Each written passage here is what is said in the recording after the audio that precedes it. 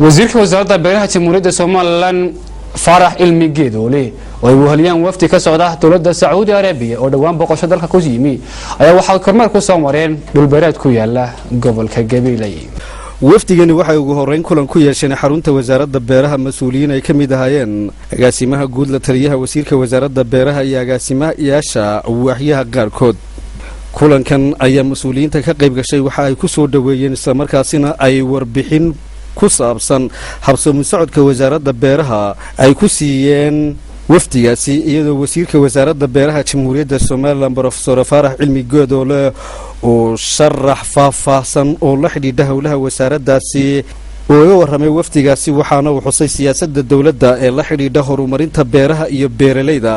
isagoo sheegay in dalkan iyo wasaaradahanba ay soo dhaweynayaan ciid kasta oo maalgelin ku sameynaysa dhul beereedka dalka sidaas si lamidana ay u soo dhaweynayaan wufuudda ka socota dalka boqortooyada Sacuudi Arabiya wasiirka wasaaradda beeraha Professor Farax Cilmi Goodole iyo wafdiga la socday ee dalka Sacuudiga ka socday waxa ay soo booqdeen xarumaha maamulka heer gobol iyo degmo ee gobolka Gabiley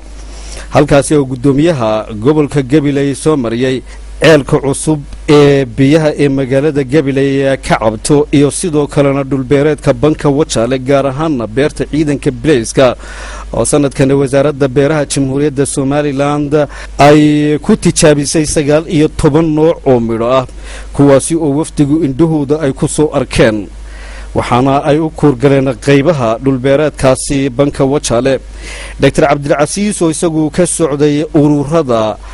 maalgashiga beeraha dalka boqortooyada Sacuudi Arabiya ayaa gabagabadii waxa uu sheegay in waxa uu dhihiisa ku soo arkay ay yihiin wax aanu filaynin hase yeeshee uu ku kalsoon yahay in iskaashi wax wada qabsi uu albaabada u furi doono mustaqbalka dhow